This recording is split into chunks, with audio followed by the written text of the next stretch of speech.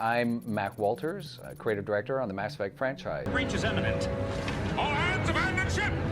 Repeat, all hands abandon! And today we're going to talk about some of the unsolved mysteries of the Mass Effect universe. Warning, there will be spoilers.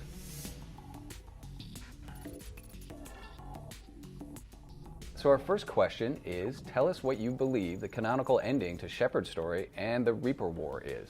Well, of course, the way I look at it, everybody's Shepard's story is their own canonical ending, and that's kind of the easy way out. So that is why you fail. Do Reaper husks retain any of the personality of the converted individual, even if they have no control over their own actions? The answer to that is no. Reaper husks are husks. You must kill them. Do not hesitate if you see one.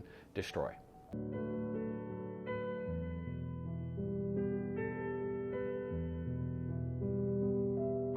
What do the Volus look like? Are they just as squatty as the suit suggests, or might they actually be beautiful under there?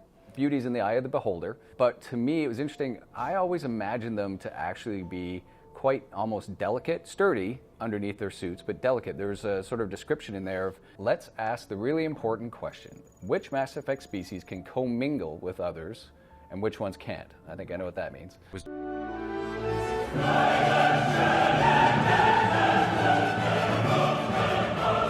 There were a number of dark energy related plot threads left dangling after ME2's ending. Yes, there were. In the context of the ME universe going forward, how important is that stuff? Any idea what's destabilizing the sun?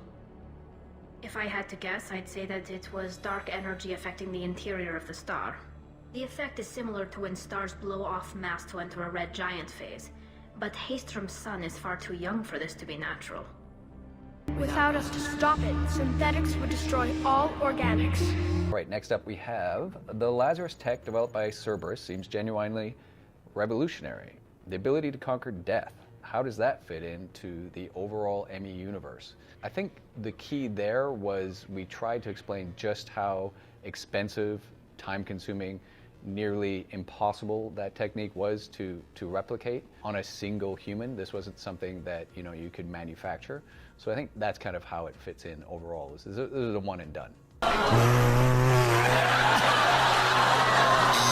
Reaper ground troops are adopted from other species. So where are the adjutants from? Are they harvested in Usana? I think this is just one of the other sort of interesting things that we've seeded into the universe. And just as a side note, I think it's one of the things that's often missed in deep sci-fi is the past.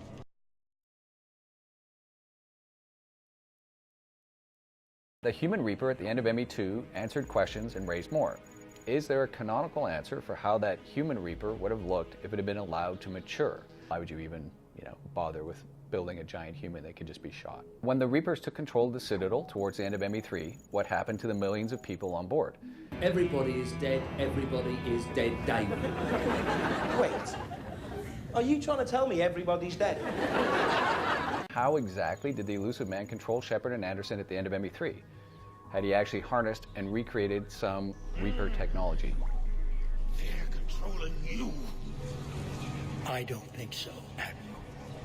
So, well, I mean, he is the Illusive Man, and his motivations and the way he does things are elusive, so we're not going to know the exact answer to that. But next question, Cerberus control a powerful fleet in ME3, yes they do, but ME2 made it sound like they didn't have the funds to build one after constructing the Normandy SR2.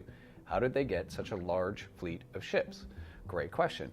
This experiment diverted billions from our appropriations bills. For the same price, we could have had a heavy cruiser. I had to shake my head at that drive core of yours. 120 billion credits at element 0 to make this thing able to move without giving itself away. We have no solid data on material or fiscal resources. Spending trends indicate that Cerberus has a reliable income of several billion credits per year. I think one of the things we tried to establish, but maybe we didn't quite get there, was that, Cerberus and certainly the Illusive Man had factions within it. Currently, Cerberus consists of approximately 150 agents and operators organized into 3 cells. I do my own research, Commander. A pity you left, Cerberus. A lot of times the right hand wouldn't necessarily be privy to what the left hand was doing, and that was intentional. Obviously, the Illusive Man likes to sort of divide and conquer. So the Illusive Man likes to maintain personal oversight. Too many projects strain his ability to multitask. So in my mind, it was pretty feasible that we'd have this one group sort of wondering about funds and do they have enough money for their research, while somewhere else, mysteriously, ships were being built ad nauseum.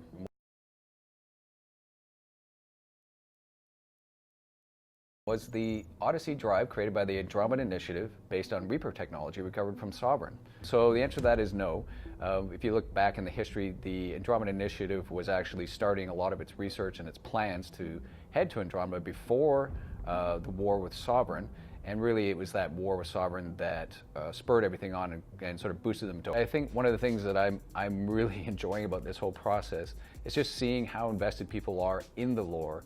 And, you know, to me sort of reinforces that concept that we have as writers and designers and developers, that you want to sort of really flesh out your lore. You betray the law!